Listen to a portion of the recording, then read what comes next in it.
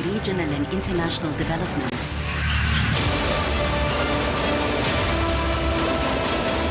Solid and strong relations on the path of partnership and development. President Abdel Fattah al-Sisi directed the rapid sending and entry of equipment into the Gaza Strip to contribute in the reconstruction process. This comes in response to the request of Palestinian President Mahmoud Abbas and based on the outcomes of head of Egypt's General Intelligence Service Abbas Kamel meeting with the ministers of the Palestinian Authority. Ministers from the Palestinian Authority are scheduled to arrive in Cairo next week to coordinate on the reconstruction process per directives of President Mahmoud Abbas. Abbas also directed the ministers to fully cooperate with Egypt to implement Sisi's initiative to reconstruct the Strip.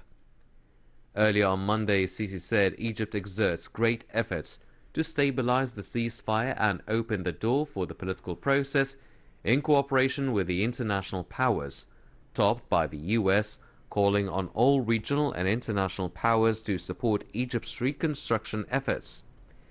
Head of Egypt's GIS, Abbas Kamel, has conveyed President Sisi's messages during his visit to the Palestinian and Israeli lands. His visit aims to solidify the Egypt-brokered ceasefire that stopped Israeli hostilities against the Gaza Strip. These hostilities caused the death of 254 Palestinians and destroyed dozens of homes.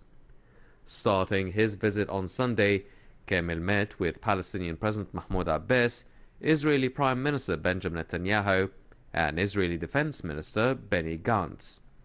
On Monday, he inspected the proposed sites to begin the reconstruction initiative of the Gaza Strip and met with a number of leaders from Hamas. The reconstruction initiative was launched by President Abdel Fattah al-Sisi in mid-May as he announced allocating $500 million for the reconstruction of the Gaza Strip.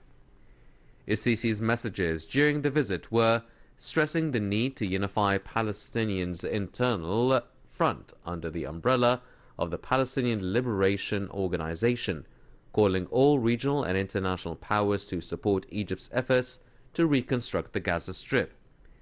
The head of state also assured that Egypt is exerting huge efforts to maintain truce reached between Palestine and Israel and to pave the way for the return of the peace process in cooperation with international powers led by the US. He stressed on the importance of delivering all humanitarian aid to citizens of the Gaza Strip and ensured full Egyptian support to the Palestinian people and leaders. The president signaled the importance of ending the Palestinian division. Egypt also sent 56 humanitarian aid-laden trucks to Gaza residents as a gift from the leadership and the Egyptian people. Welcome back again. You're still watching us here on The Daily Debate. Still very much delighted to have joining me Dr. Mervat Talawy, former Under-Secretary of the United Nations. Dr. Mervat, how the international community views Egypt, and we've asked that before the report. Today, there is a much more stronger will for the entire world to come and cooperate with Egypt, to invest with Egypt, and to include Egypt even in major events and conferences and major world economic powers as well. So what does this add to the value of Egypt in front of them? It adds a lot because the United Nations need powerful member to lead the way and to open avenues.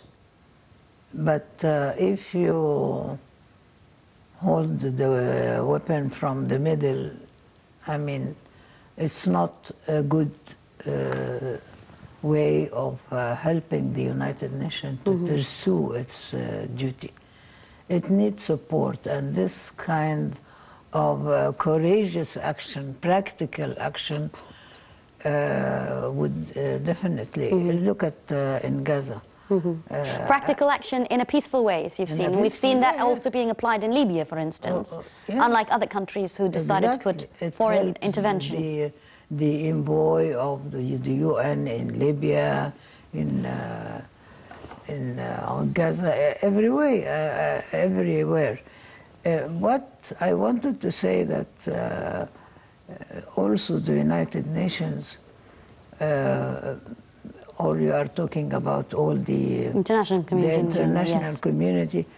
Well, if the president say that help Sudan and take the amount of money of Egypt with the IMF as a security for their security, or how do you call it? Security for whatever money you are giving to Sudan. So he is taking the good relations that Egypt has with... And the responsibility of Egypt for the African continent, since it's part of it as well.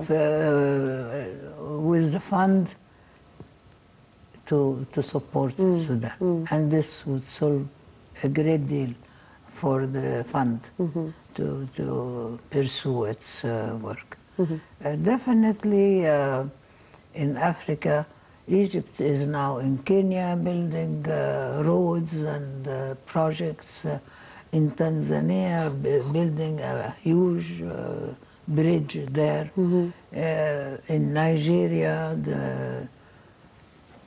there are many companies, Egyptian companies, working in a number of places. Now, also in Burundi and Rwanda. So we're saying Egypt to share expertise with all the African continent for the development of this entire continent, which is again a dream of the African continent, this kind of cooperation. You can see how happy they are, Africans of course, are for this, because they need a leader, like they hanged on Abdel Nasser. Now they find another leader from Egypt that goes with projects for development and political issues and so on. So we hope that we end up in the Renaissance Dam of Ethiopia safely, because this is a crucial issue, and we would strengthen the international law on rivers with the action that the Egyptian... Of course, this is the right of all the countries around, and I think having a right is not something that would disturb or disrupt or interfere in internal affairs of countries. Exactly, because there is a trend, you've seen it during Trump, that they want to demolish the already based international law in maritime and environment. He withdrew from... But of course, on an ending note, because unfortunately our time is up, it's really unfortunate. Egypt always has the wisdom in taking this appropriate stance, a peaceful approach. But of course, not just is it the benefit of us to all develop, but everybody else around, whether it's the continent or the entire world, has the right to also live a decent life in a peaceful manner. Dr. Mervat Talawy, former Under-Secretary of the United Nations, thank you very much for joining me. Thank you.